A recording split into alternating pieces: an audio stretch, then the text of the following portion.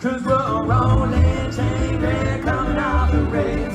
Trying to keep the straight on track, let's stage to hell. Rolling train wreck burning down the hill. Trying to ease the throttle back, I know it never will. This time I'm gonna leave the station. This time I'm gonna make it big. And whiskey and jails take my destination. Give me a little bit on my big.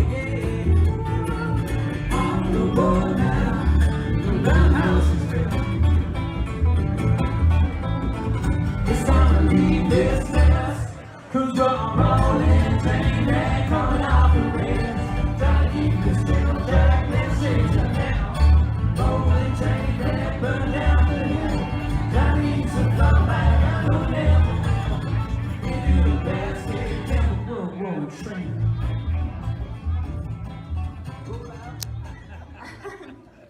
So whoever ends up in those seats around City Council at the end of the month, they'll be hearing from us, the VPSN, as we continue our advocacy for more and better public space for everyone in Vancouver and all the visitors to the city. Very, very smooth. So, this is the fourth time the VPSN, as we are colloquially known by our friends, has hosted Last Candidate Standing. And it's a little bit of a different event than your typical election debate format, as I think you all have a clue about. First and foremost, we have invited every single candidate that we could possibly get in touch with, that is, without running into them on the street. And so, who's in the room?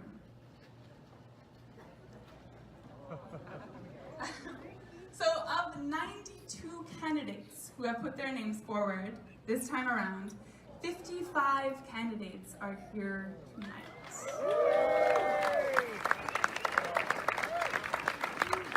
And you're already doing it.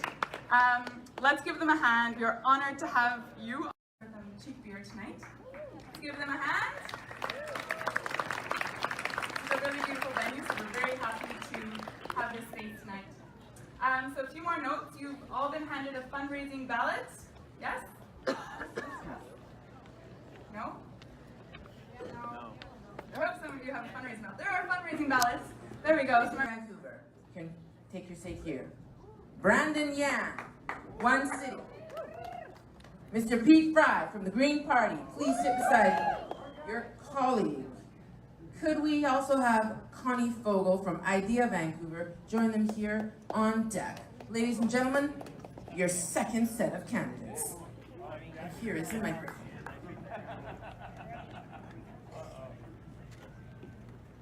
All right, your question is about city squares, which are not just the people in the planning department.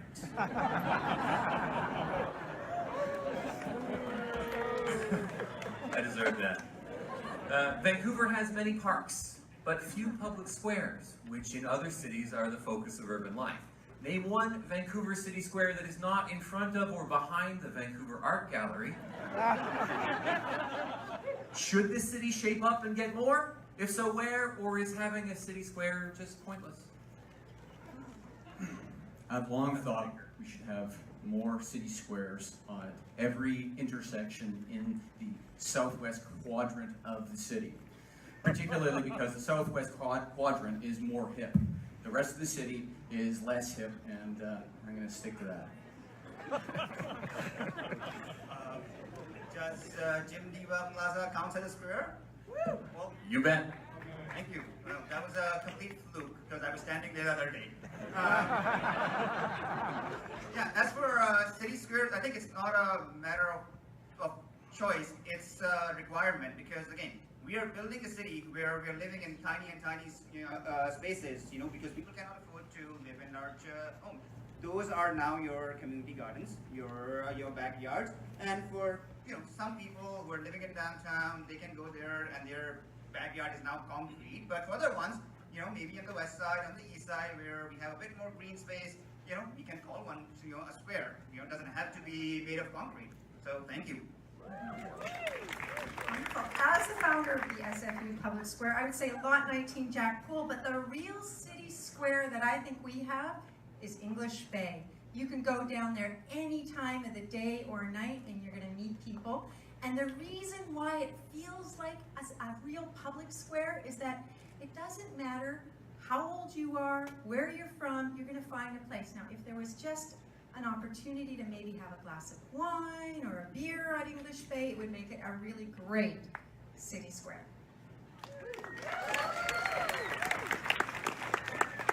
Yeah, in terms of naming one, I'm gonna have to go with Jackpool Plaza because I'm completely blanking and you brought it up. But a big thing about having public squares is as our city grows, as it densifies, as we welcome new neighbors, we need, as Rosa perfectly pointed out, we need to continue to build and invest in the things that make these neighborhoods worth living in, places where we can gather, and as Shauna pointed out, places where maybe you can have a glass of beer or a glass of wine and it isn't the end of the world. So yeah, that's my kind of take. Kind of fun acting. Thank you. And while our workers calculate, I would like to add in this neighborhood, we also have, anybody want to guess what I'm going to say? Crab Park? Pigeon Square, exactly what I was thinking. So maybe if when weed is legal, then drink could be legal too. Have an opportunity. Okay, so we are ready. And actually, I just want to word with the sound man. Is it possible if I can use, is the sound man up there? One of the other mics? Oh, fantastic. Then I'll leave this one here for them. Thanks. Okay, we are eliminating one person. Glenn, it's over. Yeah, we will retain Jason, LaMarche, Sadie Shota, and the, oh, that's so wrong. Thank you, keep me here, keep me looking smart. Rasa Mirza? Nice. Shauna Sylvester, Graham Cook, you are going on. You are going on. Yes, thank you so much. So, Soundman, I'm going to keep my mic free and use this one here if I may. I hope the new Railton rolling, no, that's not looking like a good one, this other one.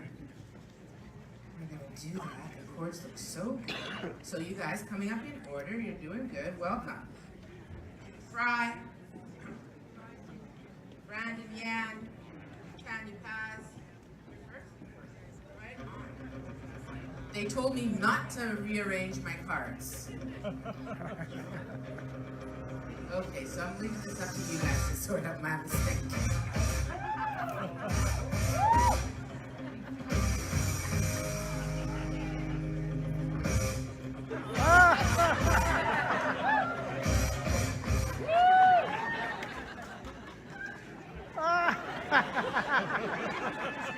We'll just let that play out. Oh, it does not matter what city you are in the Lower Mainland, you will find residents complaining about consultation, or lack thereof it. Name 2 specific ways the City of Vancouver could consult with residents that it isn't doing regularly today. What's your name? What are you running for? Shalom, my name is Tanya Paz and I'm running for City Council with Vision Vancouver. Public consultation is too much, too little. I actually think it would be great. I think what happens is when you get older, time moves more quickly. So we should have public consultation for people over 60 for 2 years, people my age for 1.5 years, and millennials for half a year. Everybody would get the right amount that they want. But right now, what we're not doing is having meetings in places where people are. So if we're talking about specific changes, let's say making a street safer, we should have the meeting at that street so people can see what's going on there. Although it's too noisy often to do that, but it would be great to have it nearby, in the neighborhood. That's what they're not doing necessarily. And outdoors, it turns out that when you do it outdoors and with alcohol, like they did for the Northeast Falls Creek, and they had children there playing with Lego and stuff.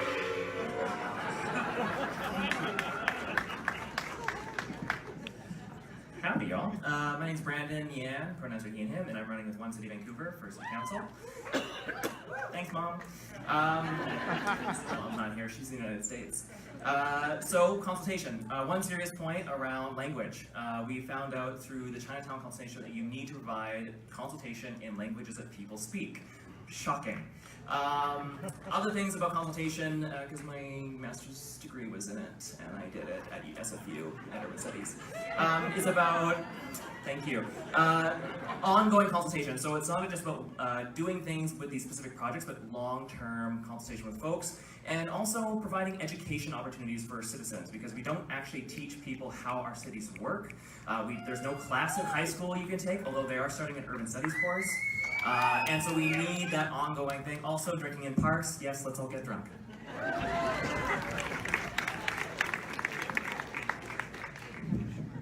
Sorry, I feel like that was a short mic session. I mean, less tall. Oh, I'm sorry, but anyway, so I'm one of those guys who complains about consultation all the time, so I do have, I'm on the outside. I actually took an urban design course, I got certified in design charrette. And I was the only citizen in a room full of planners, and it was the neatest experience because planners actually love to get in and do that consultation work, but they're often hamstrung by the instructions that they're getting from on top, and then of course the citizens have skin in the game, so it was a really nice experience. So I think oh, hey, good point. My name is Pete Fry. I'm running for City Council with the Green Party. Yeah, thanks, Mike. So we need to do consultation earlier. That's the key. Too often we do consultation after we've already put out the plans, and then we ask people to put sticky notes on boards, and that's not really consultation. In fact, it isn't what we think of as consultation. Really?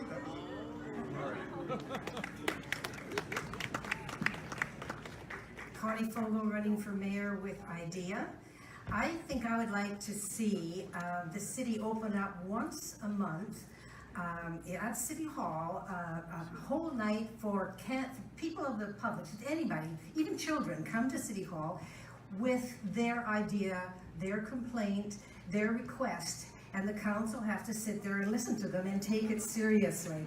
And then the council should make a response to them in writing of what they think and what they're planning to do on that. The other thing is probably be a good idea, I know there are complications with it, for council to meet once a month in the various communities.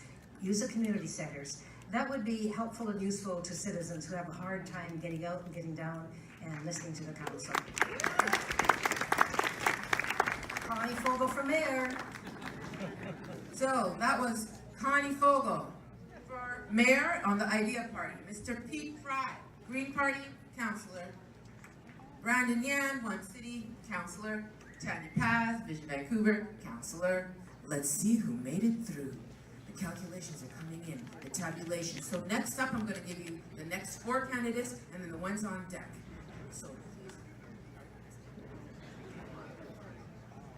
So we have going through Tanya Paz, you're in. Brandon Yan, you're in. Pete Fry, stay. Connie Fogel, thank you so much. I love you. Neutral. Yes. Thank you, Connie. Thank you, candidates. Coming up next. Thank you so much. Hello, my name is Rob McDowell. I'm running as an independent for City Council. I think with the current housing crisis that we do have in the city, when a vacancy rate is not going above 3%, we really have to be thinking about what the established rental stock is for. And if we're thinking about them as being for short-term renters, people coming back and forth, I don't think we're addressing the people that we should be addressing. In a rental housing crisis like this, I think we should be focusing on the people that live here, that work here, that study here, rather than visitors or short-term renters. I'm not against the shared economy and certainly not against short-term rentals, but I think it has a place, and that place in my mind would be when we got a bit above 3% rental rate. So thank you.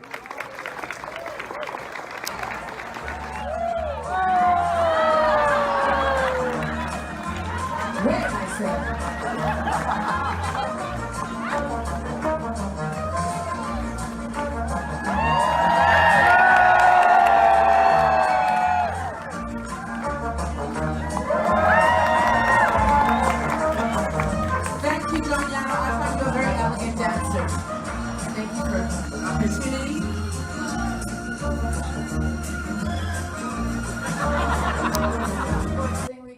artists is make sure that they can afford to stay in the city.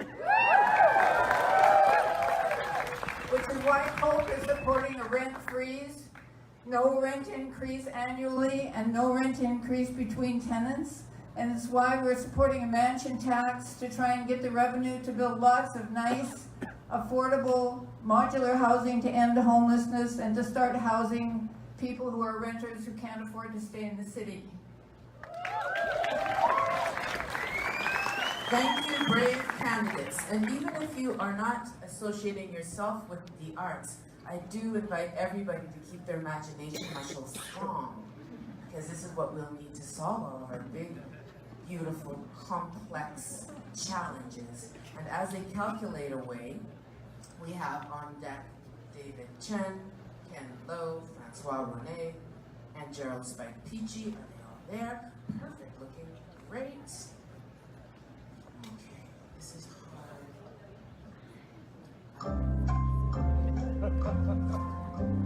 Justin Caldwell, you're staying on. Ping Chan, stick around. Jean Swanson, you're in. Thank you. And William John Spark, thank you for your participation. So on deck next, we have, I love the music. It's a great way to bring people out, get us back on the beaches, bring our kids, you get to participate, you get to learn about swimming, which enhances our body's ability and physicality, and yeah, I think we should have more competitions like this. Thank you. Put this down. My name is Melissa DeGenova, and I'm a sitting city councilor with the Nonpartisan Association. I also like to call it Never Party Alone, which fits well with this topic about how to make our waterfronts more fun. And I think about the times that I go and I visit Italy and the piazzas, and wouldn't it be nice if people could get permits for the weekend to kind of come down there, create a culture of that, but also to make sure that we allow people to swim, that we encourage them to do that, that we have maybe pop-up change rooms or places where your kid could just run into the water, so that's important. I also put forward a motion, it didn't pass. I'm the only millennial on city council. Sometimes I feel like I'm at the kids' table, but right now, I'd really like to see that motion move forward. It was for Main Street, to have like a slip and slide all the way down Main Street. Unfortunately, it didn't work out, but I'd like to try again if you'll elect me again on October the 20th. So those are just a few of my ideas. I have more, and of course, we need beer and wine down there. Thank you. Hello, I'm Michael Weeb, running for City Council with the Vancouver Green Party, and thank you for this question for multiple reasons. One, I've done multiple motions to clean up the water quality in Falls Creek, create a no discharge zone so we ensure that the boaters aren't dumping in the waste. We've also got options to make it more fun, where Crab Park's actually been swimmable for over 2 years with water quality. It's time to have a beach on the east side. I think that we put more options on the east side is better. The other big one is Trail Lake, not only for dogs and kids. I used to lifeguard there. There is plans to make it swimmable by putting in a creek and taking daylit water from the Eastern Bay, which is completely separated. Let's start swimming at Trout Lake. Let's get the dogs healthy. Let's go Four brave candidates braving the waters, political waters. Much appreciated. That gong looks so good. Hardly had a chance to hear it. You guys are doing fantastically. Okay.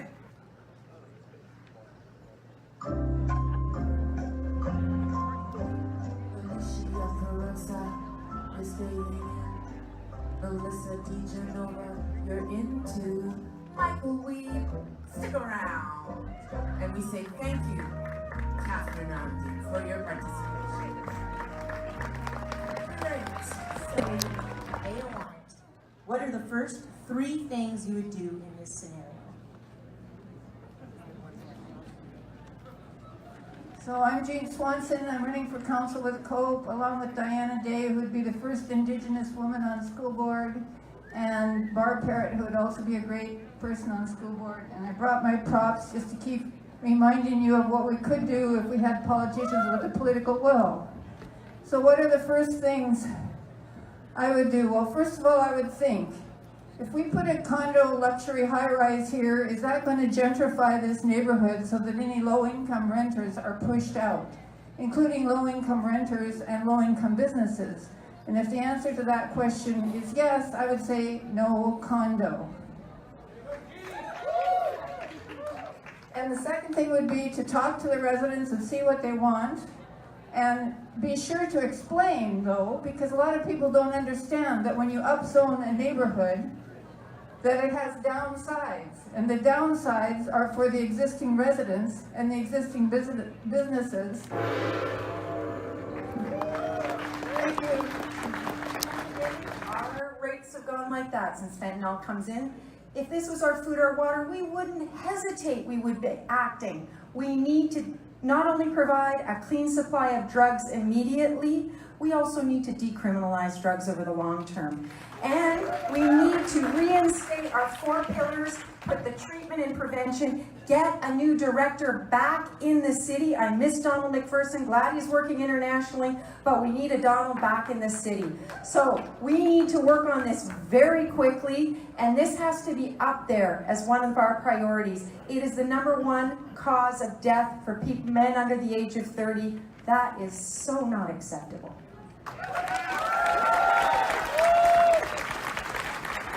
Thank you, 3 great candidates. Girl walks into a bar. Ouch!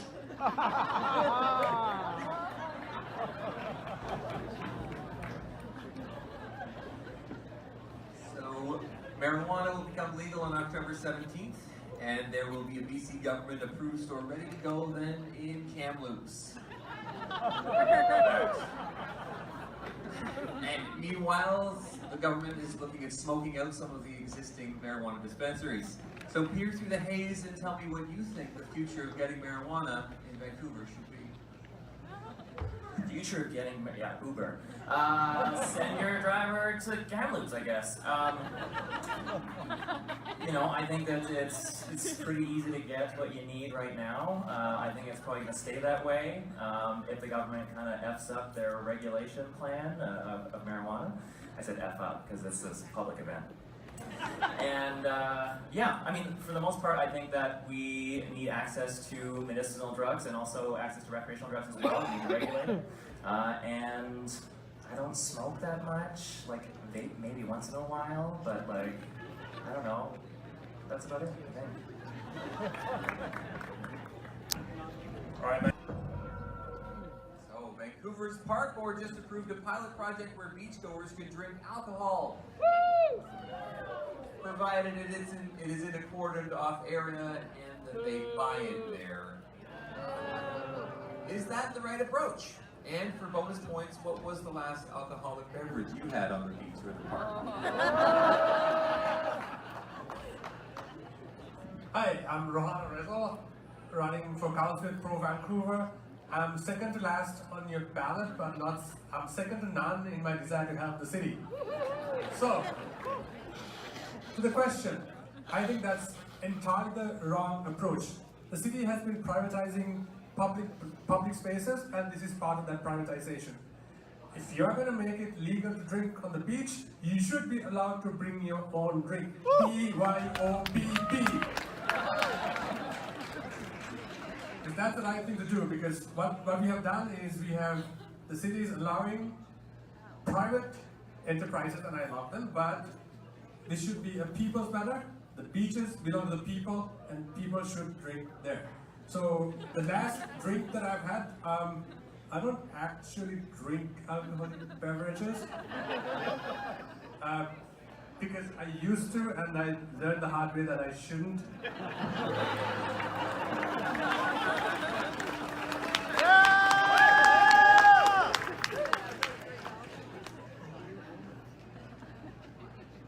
Well, hello, my name is Rob McDowell. I'm running as an independent for City Council. I have to say, this August, when we had that nice warm sun, I took a picnic. I think I was at Steffo's down to the beach, at Sunset Beach.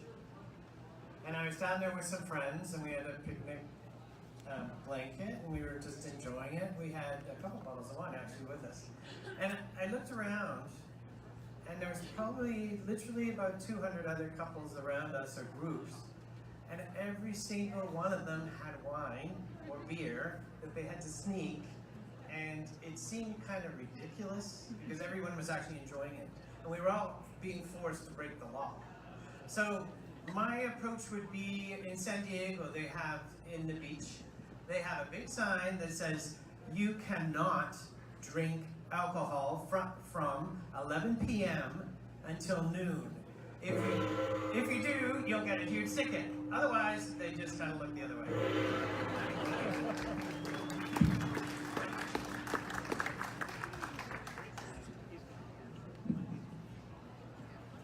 Good evening, everyone. My name is Alicia Perosa, and I am running as independent candidate for City Council.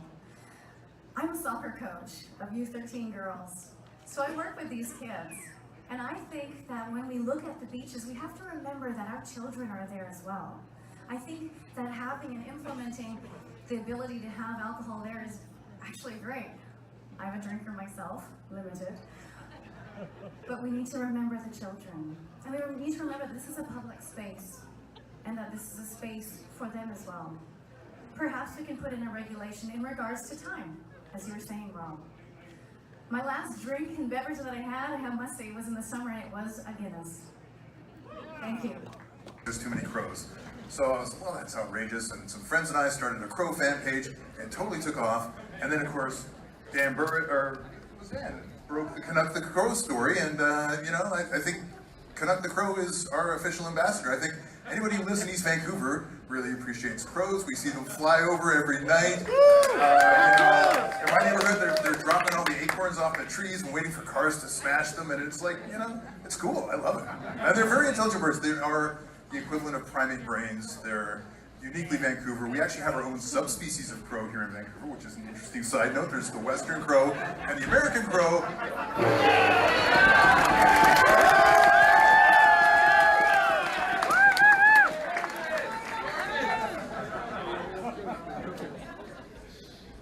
Hi, I'm Jean Swanson. I'm running for council with Cope. I love Canuck. I petted him once. But I want to answer an important question because I don't think it was answered before, and that is, how do we end homelessness? Yeah! And the way is, we need to get modular housing for every homeless person, and we need to do it now. And if we have the political will, we can do it. There's no reason we can't. The modular units cost about $100,000 each. If we had a mansion tax, we could get enough money to build a modular unit for every counted homeless person in 1 year. Homeless people have half the life expectancy as other people, and if we get them housing, we'll actually save money because it costs more to keep homeless people on the street than to keep them in housing. So that's what we need to do. It needs to be a priority of whoever gets elected, and it's definitely a priority of all the COPE candidates. Derek O'Keefe, Ann Roberts, me, Diana Day, Gwen Giesbrick, John Irwin, and Barb Parrott.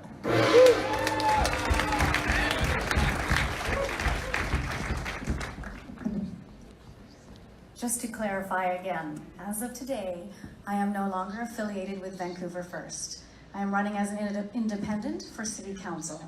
To quickly add to what you said, Jean, upon homelessness, one other thing we can do is empower them.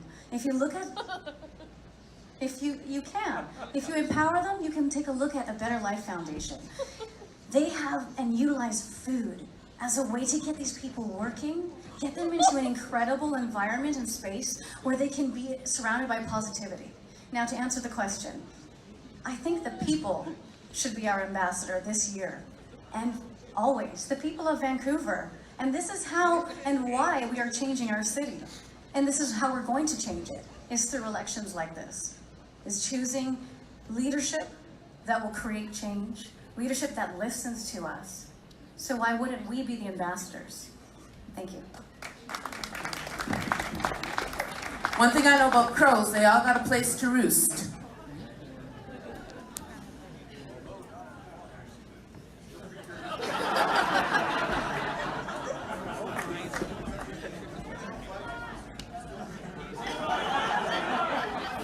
Even our crows are being made homeless.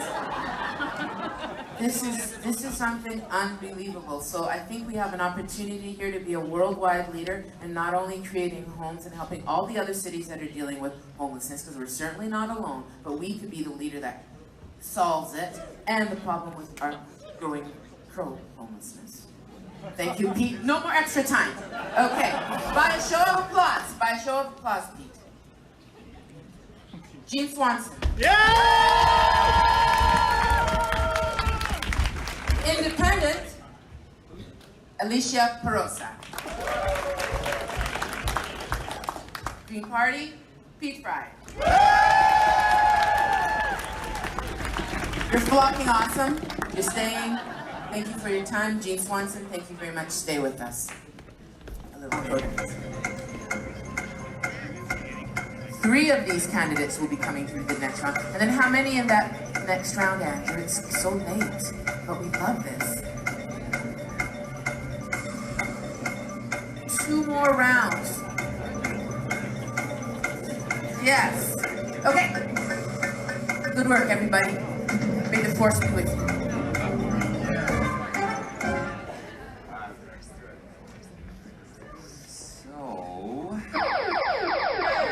Daily double. Vancouver needs me as I'm quite active in the community. I just like to do what I can to make my community better for myself, for my friends, for people less privileged as myself. I like to advocate for public space, so I'd like to see housing made a lot easier for everybody to be able to afford to live here. I also would like to see a lot more resources put into mental health. I've had people close to me have to leave the city because they couldn't get mental health help in the city, and that's difficult to see that. So inspired by that, the question is, it's been said that Vancouver's policy of developing its arterial streets but keeping the character of residential neighborhoods has the effect of preserving homes many of us can't afford while destroying the stores and the services we can. A case in point, just a couple days ago, a 32-story tower was approved on top of the site of the Three Bridges Community Health Clinic. So what would you change about zoning to help us afford the rent, get what we need, and help us afford the groceries? All right, thank you very much. I'm Derek O'Keefe. I'm running with the COPE slate. I'm number 59 on the ballot. I haven't mentioned this yet tonight. 59 of 71, but that's okay, because at COPE we believe that change comes from the bottom up. Hey, come on. No, so start and look for Jean Swanson and Roberts as well. In terms of zoning, we started this campaign with a rally at the Crescent in Shaughnessy, because that is the richest cul-de-sac, the richest roundabout in all of Canada. It's unfair that that neighborhood from the very beginning has excluded poor people, renters, people of color, and it still is an exclusionary neighborhood. The population in Shaughnessy and Dunbar has been declining, while density has been displacing people on the east side and poorer neighborhoods like right here in the downtown east side. It's time that we took social and supportive housing back to Dunbar, we took it back to Shaughnessy, and we put some modular housing right around the Crescent there with all of those mansions. It's time to open up the richest neighborhoods to housing of all kinds in Vancouver. Thank you very much. Christine Boyle, running for City Council with One City, and this is a really central part of One City's housing platform and policies for this election. One City is focused on making sure that every neighborhood is for everyone, which, as Derek talked about, means that we have affordable housing options in every neighborhood of the city for everyone across the income spectrum. And we know that increasing density in wealthy neighborhoods increases those land values. So in addition to that, One City wants to bring in a land value capture so that some of that publicly created wealth is being redirected back into the kinds of deeply affordable housing that we need in all of those neighborhoods. And also, if every neighborhood for everyone isn't sweet enough for you, I have candy I'm gonna throw out into the crowd.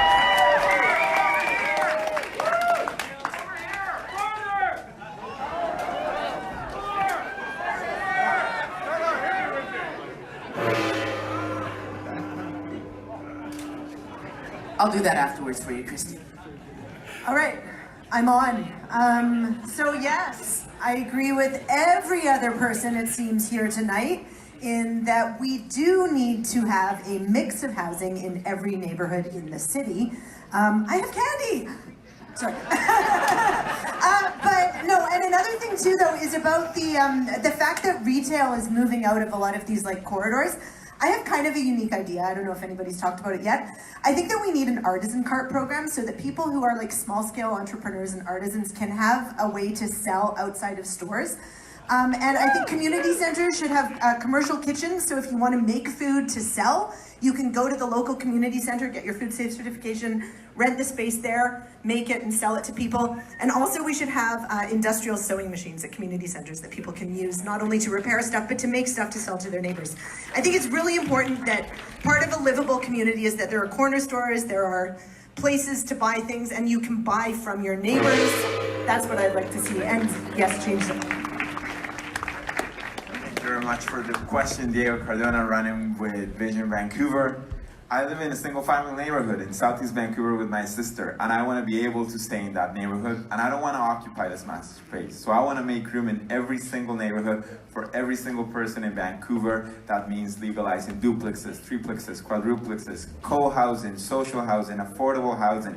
I want to aspire to live in a co-housing environment with shared amenities where our neighbors really engage with each other. And something that's very close and dear to my heart, I want to be able, if I had the pleasure of having my grandma here, I would like her to have the option to stay in any neighborhood she wanted if she wanted to live in a senior long-term care home. Senior long-term care homes are not legalized in every neighborhood, and I think they should be legalized in every neighborhood because every grandparent should be able to stay near their children and grandchildren if that's what they want to do.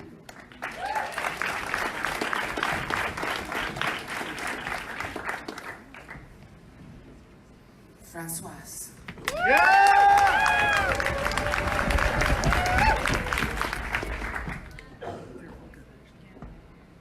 Derek.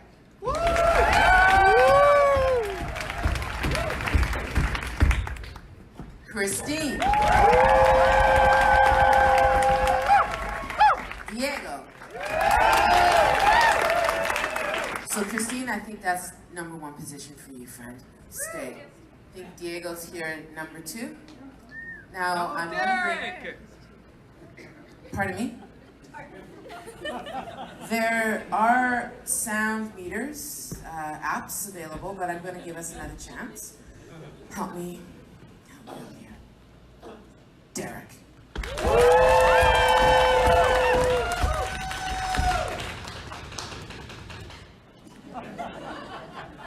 That must be the angels going on this side. Yeah, exactly. This space. Francoise.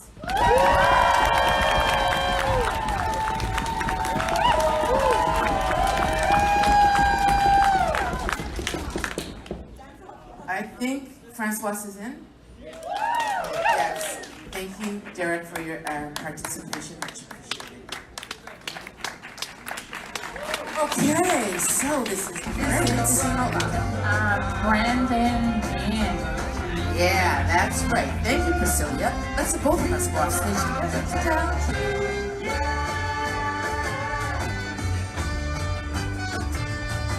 A refresh of your order.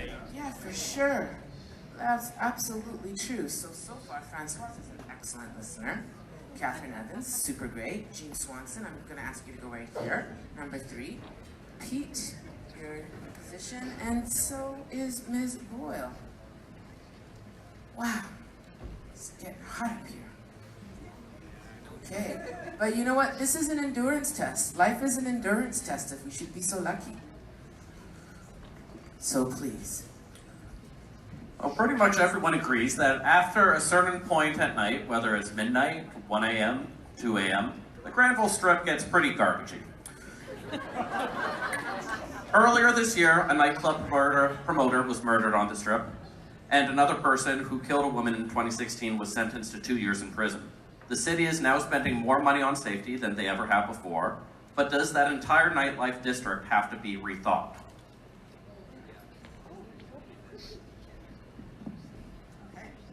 Big question. So I think generally it's not a great idea to put all of the nightlife in one place. I think that if it were a little bit scattered more throughout the city, we maybe wouldn't see as many issues. The other thing I think that's really important with the Granville Strip is that we should have 24-hour SkyTrain service. And I think that if people were able to get off the Granville Strip after a night of drinking without having to take really expensive cabs out to the suburbs that probably won't even pick them up, I think that would help solve a lot of the problems. And I used to live on Granville Strip, so I lived above the Oakey Wonton House, which no longer exists, at the corner of Granville and Davie. So I am quite familiar with the neighborhood and its eccentricities. And I think if I were on council, it's something that I would be taking seriously and thinking hard about. Thank you. Hi there, Catherine Evans with Vision Vancouver City Council. The Granville Strip has, I think, issues both day and night. There's a little bit of thinking that should be done about some of the zones of it during the day. It's kind of an uninviting place for people to be, and I think if there were a better mix of people that were there during the day and into the evening, there would be, it would work a lot better. So yeah, I do think we really need to take that one on. It's not going to be easy, and I think it's going to take a fair bit of discussion. But yeah, for sure, I would like to see the Granville Strip rethought, but not just about the night, also for the day. Well, honestly, I haven't thought a lot about the Granville Strip, but I'm not really into the culture of drink, drink, drink, drink. And maybe we should do things that will kind of tone that culture down. But I wanted to talk about something that's really, really important, and that's rent increases. We desperately need a rent freeze in this city, and if the province won't give us no increase annually and no increase as much as the landlord wants between tenants, COPE will do everything in its power using city powers to protect tenants. That means using the tenant protection and rent eviction policy when landlords go to get permits. Say, no, you can't have your permit unless you guarantee that the tenant can return at the same rent. That means using the business license to say, landlords, if you want a business license, you have to show us what your rents are, and maybe we'll be able to regulate how much those rents can go up to. So if you want somebody that's really going to protect tenants, vote COPE.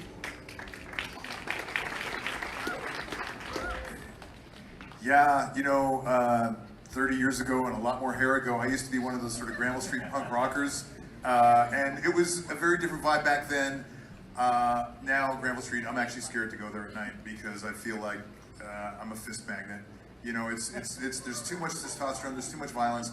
I don't really like the vibe. I do think that there could be a thoughtful rethink of how we approach it. We should have a night mayor, so somebody who's actively developing a strategy for how we do nightlife in the city. We need to have better transit options because, frankly, it's ridiculous that we don't have transit options to safely get back. But I think the reality is that the Granville Strip does not necessarily focus on the needs of our local City of Vancouver population, but it's more of a destination. And we need to contextualize that, remembering that we need to put our local residents first, and it needs to be a safe and accessible street for everybody, and especially those of us who live here. And I don't like the idea of a particular part of town being unsafe to me or my friends just because of violence.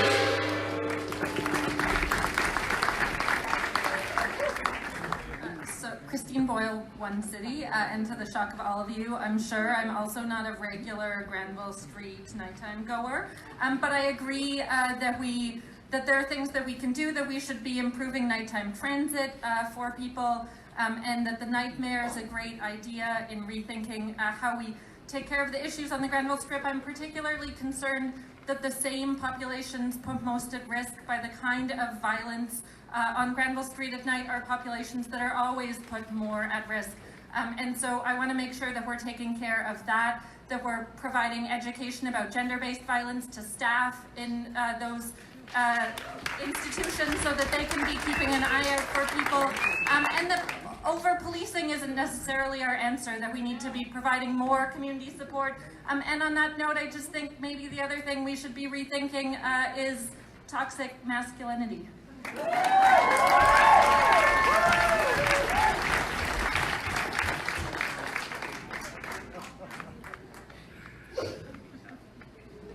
Ms. Jean Swanson.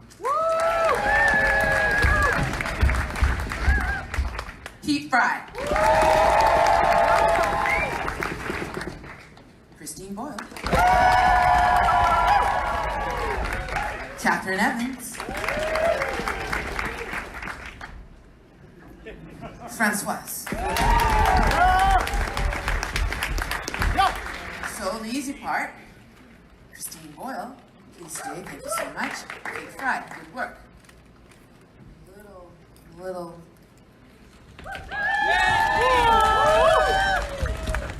It's only 2? Oh gosh! Thank you everybody for your efforts. Appreciate your participation. I'm running for City Council with Cope, and I brought the rent freeze tote bag and a bag full of props because at the last minute I noticed the email said props were not disallowed. So first up, this rent freeze that we push for hard for residential, we could also apply it at the commercial level. And once you split the property tax assessment so that smaller landlords and commercial entities are taxed at a lower rate, you can also freeze the rent of some of those small businesses because we see it all over town. Small businesses are dying. It's partly because residents are paying at the end of the month. And I know this in my family, your budget runs out, you stop going to the corner store, you stop shopping at your local high streets, your local shops. So it's partly that. We need more money in the pockets of people who live in the city to spend at the small businesses, but also we need to control the rents of the small businesses that make our community vibrant and make our neighborhood strong. So let's have a rent freeze for everyone who lives here, and let's have a rent freeze for the small businesses that keep our city running. Thank you.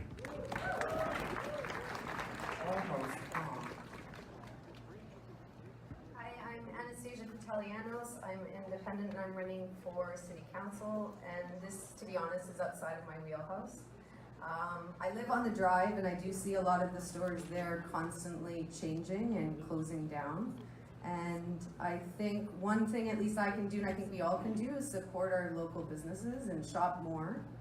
Not to say buy more necessarily, but let's be more conscientious of the companies that we do support. Because we're not only supporting the goods that they're necessarily selling, but also people's jobs. And I think what we can also do as landlords, and I think that we often vilify landowners and homeowners, but I think that we should also create relationships whereby we make sure that people understand that when they also are supporting small businesses at a decent or reasonable rents, they could have long-term tenants.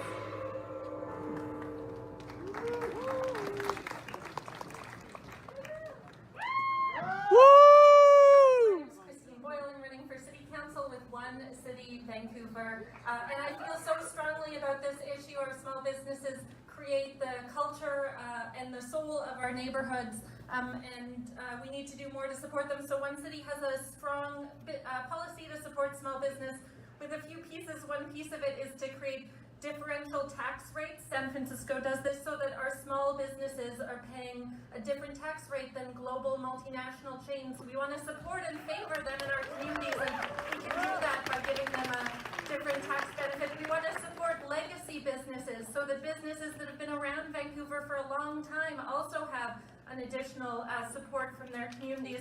And I want to add, immigrants and refugees are more likely than those born in Canada to start small businesses, and so I think it's important to name too that supporting small businesses is a way to support newcomers in our communities.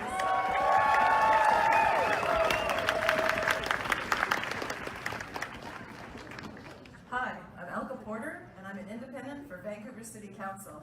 And no matter what the question was I received tonight, I feel the answer is affordable housing. So this is a tale about Vancouver City Hall where affordable housing is affecting us all. Families leaving in droves, some heading quite far where they can afford to buy a house and they don't need a car. Life isn't always sunny, we all need money. Our wage is so low that it ain't even funny. $3 million for a house is a lot to spend. With the prices going higher, where will it end? Life can be unkind, seniors falling behind. Purpose-built rentals are harder to find. Condos too small, prices too high, being forced into the street where people turn a blind eye. We're on a mission, we're all wishing we could change this unaffordable condition. So Vancouver's not just for the elite, and give Elka Porter a council seat.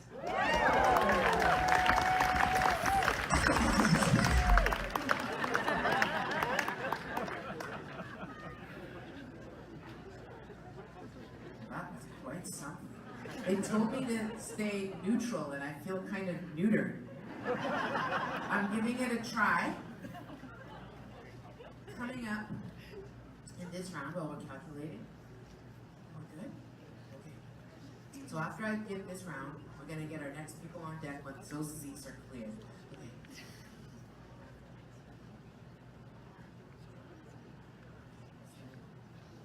Derek O'Keefe, please stay. Christine Boyle, please stay. Elka, please stay. Anastasia, thank you for your contribution. Big round of applause for our Puerto Rican.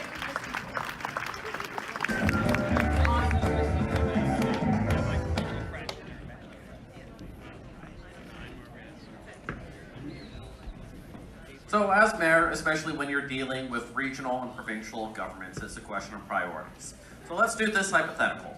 You're able to successfully hypnotize TransLink CEO Kevin Desmond, and he says he'll do anything you want to improve Vancouver's transit system. You tell him, I want a SkyTrain line to UBC, but he says that's the one thing he can't do for you.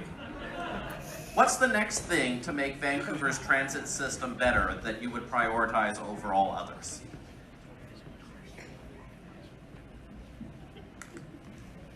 You said as mayor, right?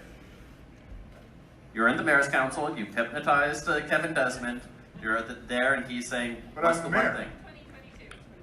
Yeah. But I'm the oh, okay, well. The mayor has deputized you to be on the, we can keep going, he's deputized you to be on the mayor's council. No, I think an integrated, electrified network that services more of it. Actually, you know, I was out door knocking in Dunbar, and taking a bus from Dunbar to East Vancouver, what a nightmare.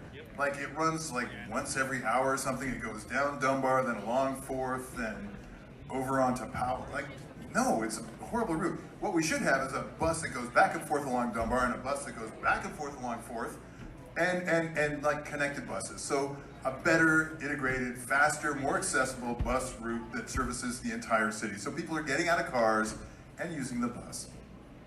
That would be my wish list. Not sexy, I know, but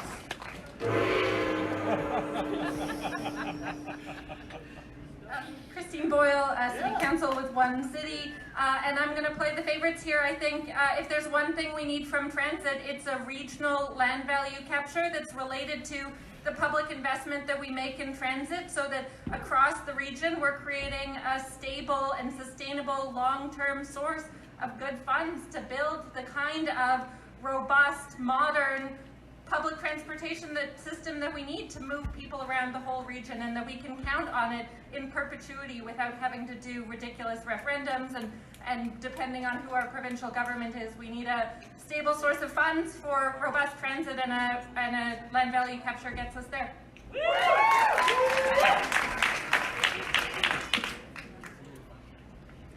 Hello, Mike Weeb, running for Council of the Green Party. There's a few elements that we need to do. One is that when I was 10 years old and you're trying to get on the bus and you're getting off and you're trying to pay, 10-year-olds should not be paying for the bus. We need to make transit free for that person that's going to high school, elementary school. We need to promote transit as the kind of ground roots, fundamental component when people move around the city. We also have great things happening with the Smart City strategy, where we're looking to connect Granville Island back to Chinatown with a rail. We need to look at every option we can do to get this connected city to move better. Transit's important, it needs to be invested. The city can invest in ensuring that transit's free. We need to get rapid transit up to UBC. We need to ensure that 41st is now going to be a transit center hub. We need to look at 41st Avenue. They're looking at options for doing rail on 41st. It's going to be a completely new downtown center. We need to have transportation plans for the full city. And a beeline on Marine Drive. This is an important choice, people. The winner of this round will meet the winner of that round. They will have 90 seconds to discuss their point. Isn't that right? That's what's going on. That's what's going on.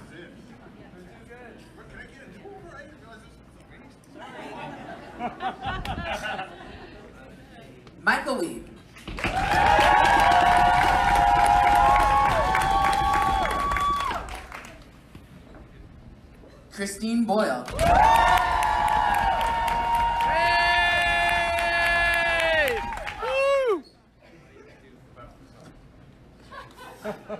looks good on you. Pete Fry.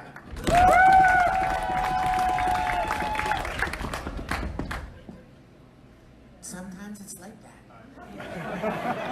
But you all did wonderfully. Pete, you were the winner last time, isn't that true? No, I was the runner-up last time. Yeah, the runner-up last time. See, but we're getting more and more used to you. So this is great. So Christine Boyle is going through. Sorry, I did not say.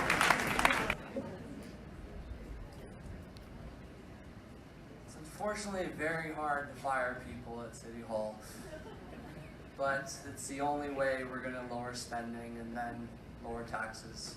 That's what I spend the money on.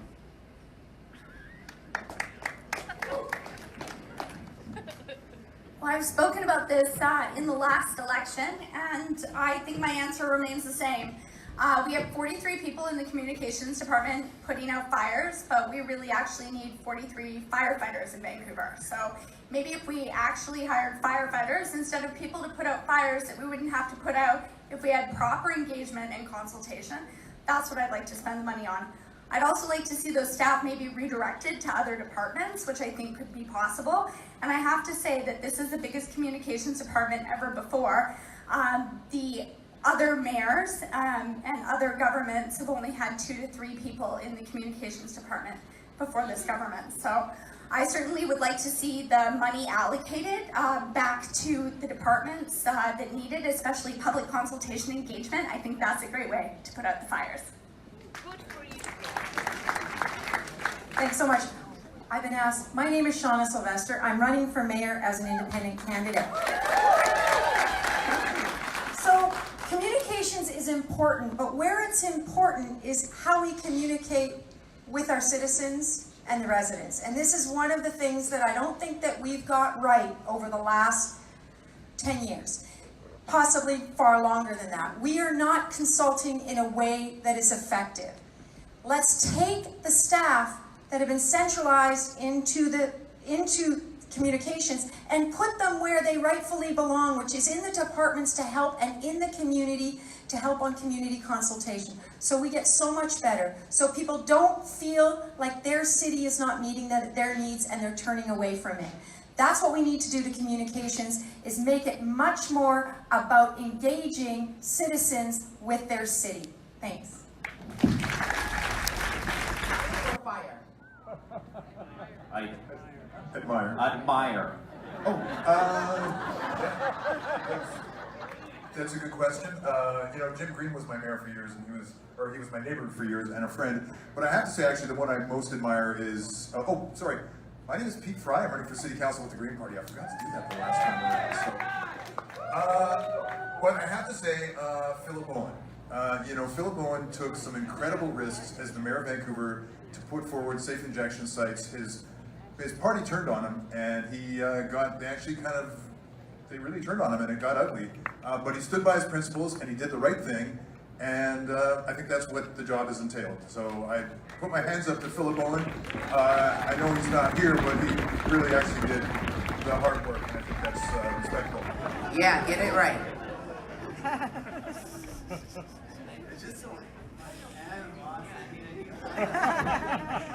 So while health services are provincially funded, the City of Vancouver has taken on the priority to help increase access to health and wellness services by 2025. For example, free community health clinics to check blood pressure. If elected, what would you do at the municipal level to help improve health and wellness for Vancouverites? Health and wellness. Yeah, I think expanding those types of programs around, specifically around mental health. So we know that a large part of our poison drug crisis or overdose crisis is related to mental health, specifically with men. And Christine talked about it, toxic masculinity. Being able to create emotionally intelligible folks is really important in our society, and also for folks to be able to feel things. I do a lot of work with young people, and being able to have access to mental health resources is really important. Right now, the wait lists are ridiculous when it comes to seeing someone to talk to, and that has to be shortened. And I think that the city has a big part to play in that. And also looking at ways in which we can get lower the barrier to our civic rec centers. I know that's Park Board's territory, but I also think the city has a big part in funding that. And so I think we need to step up and ensure that people have access to our rec centers at low or no cost.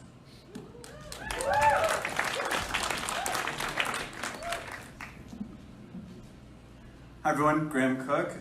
So I think Brandon actually touched on a great thing there. It really does, a lot of the health and wellness does start in our rec centers.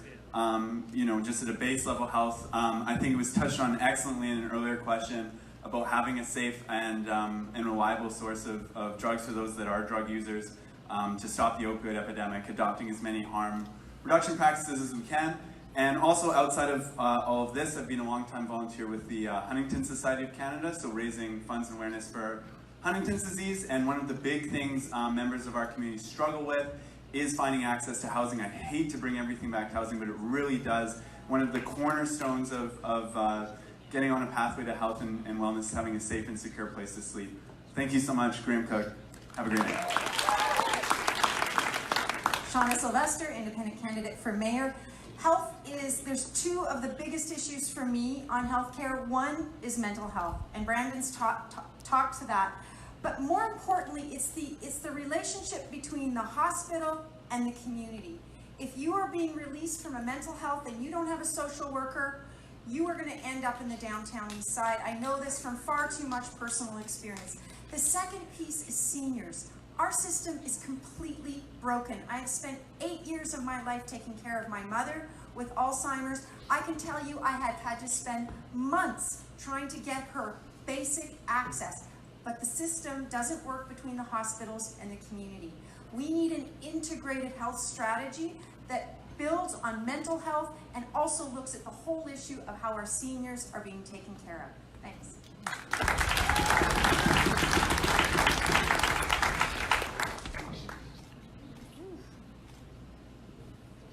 Who will meet Christine?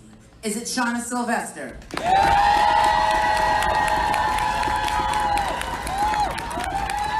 Is it Graham Cook?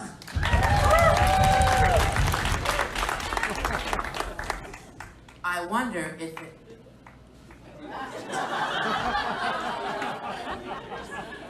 Brandon Yan! So I think Graham and Brandon, you've done a superb job making it through to this round, and I invite you to take your place in history and a seat in the crowd.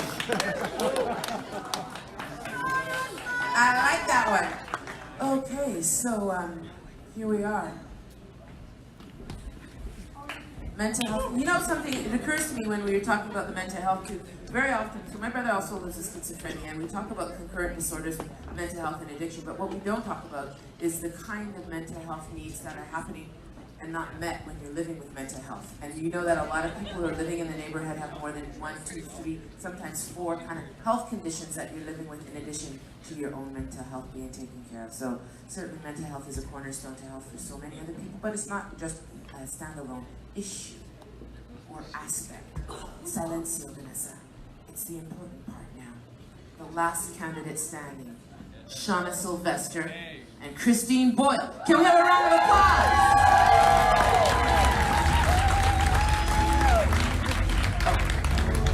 Let's make my way out. 90 seconds each. So timers, can you make sure that you got 90 seconds done? Thank you so much. So last question, folks. All right. Long public goodbye letters to Vancouver are so commonly published now, it's like a cottage industry. The authors often describe a city they loved that largely because of high costs and few opportunities showed it did not love them back. What was the closest you came to leaving Vancouver? What would your goodbye letter have said? And how do we get Vancouver to love these young, talented people again? It's a heartbreak, eh? Thanks to Stephen Quinn in his first letters. So I came close. Not because I wanted to leave Vancouver, because leaving Vancouver is just not an option for me. I've been offered so many jobs in other parts, and I'm not leaving. I'm staying. I am so committed to this community. But the only thing I come close to is Nelson, which is where I'm originally from. But the hardest part is the people I work with, some of the people I teach, and some of the people that I know are leaving. And there was one session we had at Katie's house where everybody but 2 people said that they were leaving the city. And that is just heartbreaking. My daughter's left. She can't afford to live here. So for me, what I want to do is give them a reason to stay because we've invested in them. And that means purpose-built affordable rental, different kinds of home ownership, housing authorities, good transit, well-paying jobs, but more importantly, a sense of belonging, a sense that you matter to this community, that there's a place for you and that we need you, and that you can step into this community and do something great. And that, to me, all gets wrapped in. Housing, of course, is first. Equity is absolutely essential to that equation. Thank you.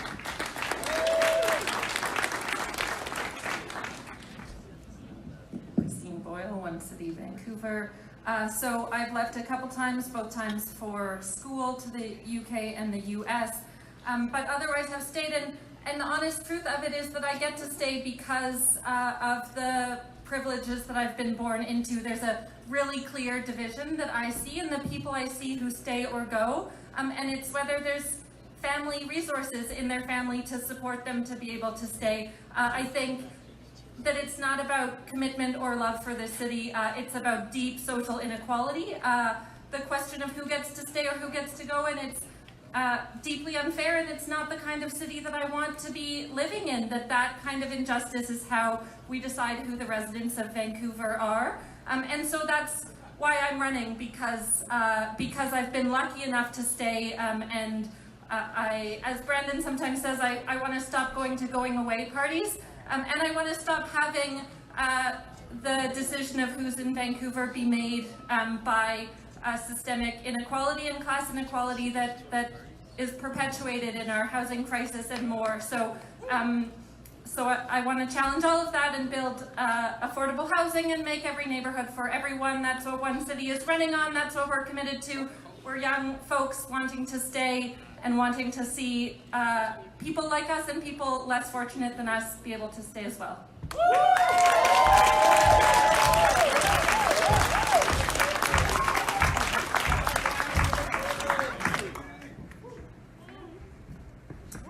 So this is perhaps some of the most important clapping you'll do this whole week. The person who wins this will get an excessive amount of press and media. Name familiarity will become common. That voter lists, they'll say, oh, I know that name.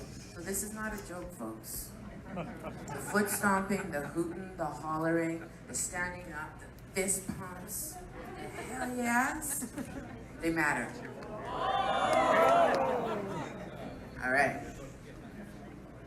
I'm just gonna spin around because it might be preferential, like one, first person, second person. So.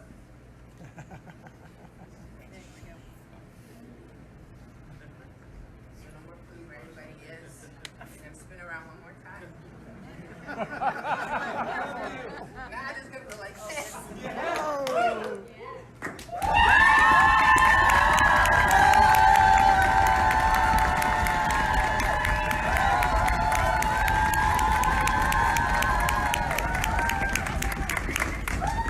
And you.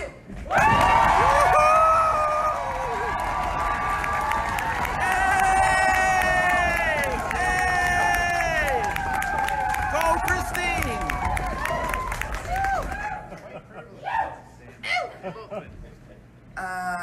Task?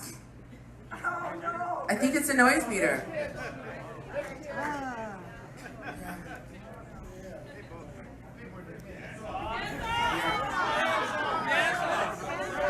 Oh, you want no noise meter? Okay, then dance party. It's a dance party. Can we have some music for the dance party, please? Who's ever on their feet and makes the most noise, DJ?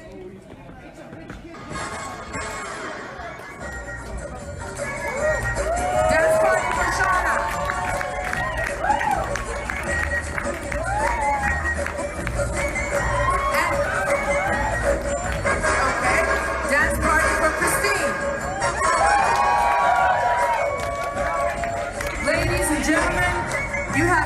your winner.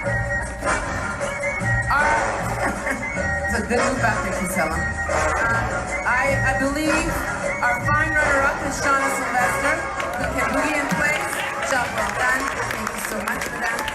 So glad. Thank you for your commitment to this process. And the last candidate standing will be presenting the trophy. None other than Gordon Price, Vancouver former city councilor, historian, man of the urban studies and such, city planning and thinking a lot about life. Gordon Price. Please present Christine Boyle. Yeah, but maybe just get your award. Like, just be in the moment, and then, yeah.